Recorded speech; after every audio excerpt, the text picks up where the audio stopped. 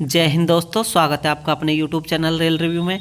दोस्तों आज हम इस वीडियो के माध्यम से आरआरबी सीएमए 2024 की बात करेंगे। इसका जो CBT 1 है उसकी एग्ज़ाम कंप्लीट हो चुकी है, उसकी आंसर की भी जारी हो चुकी है। जिन कैंडिडेटों के अच्छे नंबर है वो CBT 2 की तैयारी स्टार्ट कर दीजिए। हम इस वीडियो के माध्यम से देखेंगे आपको जो CBT 2 है उसकी प्रेपरेशन कहाँ से करनी है, इसमें जो फिजिक्स केमिस्ट्री है या फिर आपका बेसिक एनवायरनमेंट के जो 10 क्वेश्चन आते हैं उनकी प्रिपरेशन कहाँ से करनी है। तो जो इस चैनल पर नए हैं वो उसे सब्सक्राइब कर सकते हैं। चलिए आइए वीडियो शुरू करते हैं। सीएमए आपका बहुत छोटा कैडर है, इसकी जो वैकेंसी है वो भी पूरे ऑल ओवर इंडिया रेलवे में पहले इसकी 300 के आसपास वैकेंसी थी। फिलहाल इसकी जो वैकेंसी है घटाकर 150 कर दिया है। तो अभी आने वाले टाइम में इसकी वैकेंसी और भी कम होती जाएगी। तो इसकी जो सीएमए के बारे में किसी को ज़्यादा पता भी नहीं रहता, यहाँ तक कि रेलवे में भी अगर आप किसी से बोलोगे कि सीएमए की प्रिपरेशन करें तो सीएमए के बारे में उनको भी नहीं पता कि सीएमए होता क्या है। तो इसलिए इसके बारे में जो इन्फॉर्मेशन है वो भी जो सोशल मीडिया वगैरह उस पर भी कम रहती है। और इसकी जो यूट्यूब पर तैयारी करवाने के लिए भी कोई ऐसे वीडियो आपको देखने को नहीं मिलेंगे। तो इसलिए जो फिजिक्स और केमिस्ट्री है या फिर इसकी एनवायरनमेंट की जो आपको तैयारी आपको खुद ही करनी है, सेल्फ स्टडी से करनी है। तो हम देख लेंगे कि आप जो मैंने तैयारी की थी वो कैसे तैयारी की थी। तो इसमें आपके जो एक तो कितने टॉपिक है, इसमें आपके 5 टॉपिक से क्वेश्चन आते हैं, जिनमें जनरल अवेयरनेस के 15 क्वेश्चन आपके आते हैं और आपके 15 नंबर के क्वेश्चन होते हैं। तो इसमें आपको अलग से किसी प्रकार की कोई तैयारी करने की ज़रूरत नहीं पड़ती जनरल अवेयरनेस के लिए, क्योंकि जनरल अवेयरनेस अगर आप CBT 1 पास करके आ रहे हो तो आपकी जनरल अवेयरनेस अच्छी होगी। इसमें सिर्फ आप करंट पर ध्यान दे सकते हो। जनरल अवेयरनेस में सिर्फ आपको करंट अफेयर पढ़नी है डेली, इसके अलावा और चीज़ पर बिल्कुल भी ध्यान नहीं देना है। उसके बाद आपकी फिजिक्स केमिस्ट्री जब आप टेक्निकल एबिलिटी पढ़ोगे, यानी फिजिक्स और केमिस्ट्री उसमें ऑलरेडी है, तो इसको भी आपको एक्स्ट्रा पढ़ने की किसी प्रकार की कोई ज़रूरत नहीं पड़ेगी। उसके बाद है आपका बेसिक कंप्यूटर एंड एप्लीकेशन, इसके आपके 10 क्वेश्चन आएंगे, 10 मार्क्स के आएंगे। अगर किसी कैंडिडेट का कंप्यूटर पहले से अच्छा है या पहले उसने कंप्यूटर की प्रिपरेशन कर रखी है तो ही वो इस जो पोर्शन है इसको डेली आधा घंटे के आसपास पढ़ सकता है। लेकिन अगर इसको न्यू शुरू से स्टार्ट करना चाहता है तो इस पर ज़्यादा फोकस करके टाइम वेस्ट करने की कोई ज़रूरत नहीं है, क्योंकि कंप्यूटर काफ़ी बड़ा टॉपिक है। इसको अगर आप पढ़ोगे तो इसमें काफ़ी सारा टाइम जाएगा, लेकिन फिर भी आप डेली इसे आधा घंटे के जो MCQ वगैरह क्वेश्चन की बुक है कहीं से भी ला सकते हो और उसको आप एक बार रिवाइज कर सकते हो।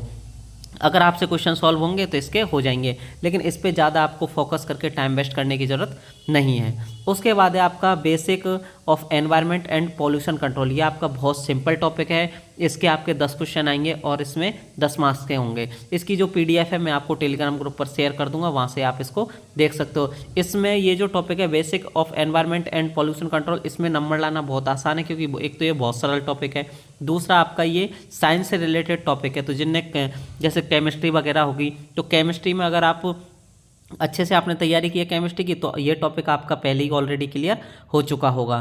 तो basic of environment and pollution control में आप अच्छे खासे नंबर ला सकते हो।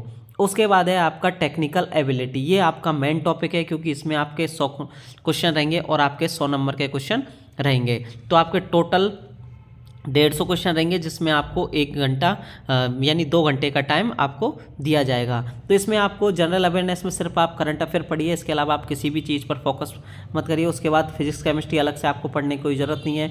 उसके बाद आप बेसिक कंप्यूटर में डेली आप आधा घंटा बेसिक कंप्यूटर एंड एप्लीकेशंस को दे सकते हो। उसके बाद basic of environment and pollution control, इसका जो मैं आपको PDF टेलीग्राम ग्रुप पर शेयर कर दूंगा, वहाँ से आप देख सकते हो। अब हम बात करेंगे जो आपका मेन टॉपिक है वो है टेक्निकल एबिलिटी। आपको टेक्निकल एबिलिटी कहाँ से पढ़नी है, कैसे पढ़नी है, मैंने जो टेक्निकल एबिलिटी है वो कैसे पढ़ी, इन सब चीज़ों को हम देखते हैं। सबसे पहले हम बात करते हैं टेक्निकल एबिलिटी। टेक्निकल एबिलिटी में जो टॉपिक अपने सिलेबस में उन्हीं को हमको पढ़ना है। तो सबसे पहले हम जो फिजिक्स के जो टॉपिक सिलेबस में दिए हैं उनको हम देखते हैं। तो पहला टॉपिक आपका मेजरमेंट यूनिट एंड डायमेंशन का पहला टॉपिक है।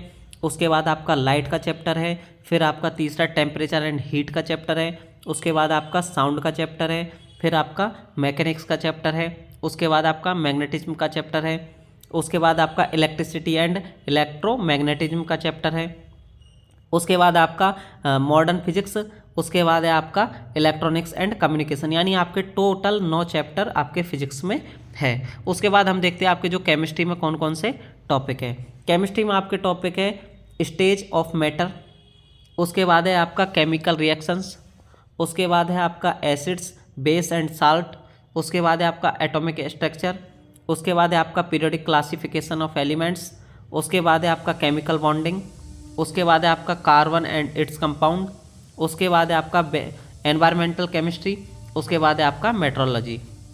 जो आपका एनवायरमेंटल केमिस्ट्री है ये आपका जो basic environment and pollution control वाला जो टॉपिक है जिसमें आपके 10 क्वेश्चन आएंगे, वो ये टॉपिक और वो टॉपिक लगभग आपके सेम है। अगर आप इस टॉपिक को क्लियर कर लोगे तो इसका जो फ़ायदा है आपको जो टेक्निकल एबिलिटी के क्वेश्चन आएंगे उसमें भी आपको मिलेगा, और उसके बाद जो 10 क्वेश्चन जो basic environment and pollution control के आएंगे उसमें भी आपको ये एनवायरमेंटल केमिस्ट्री का जो प्रॉफिट है वो मिलेगा, क्योंकि दोनों में टॉपिक सेम है और दोनों का जो मैटर है वो भी सेम है। तो ये 10 नंबर का उधर हो गया, और अगर यहाँ से भी आप 5-7 नंबर का भी लेके चलो तो कम से कम एक जो सिंगल टॉपिक है वो आपका 15 नंबर के आसपास का हो जाता है। तो इस टॉपिक को आपको अच्छे से देखना है। इसका जो मैं आपको PDF है वो भी शेयर कर दूंगा। अब सबसे पहले मैं आपको इन जो फिजिक्स और केमिस्ट्री दोनों के बारे में ये बताऊँ कि इसके जो PDF है, एक बुक है जिसकी PDF मैंने टेलीग्राम ग्रुप पर शेयर करी है। अब मैं जो इसकी PDF है वो दोबारा भी टेलीग्राम ग्रुप पर शेयर कर दूंगा। वो हिंदी मीडियम वाले कैंडिडेट के लिए बेनिफिशियल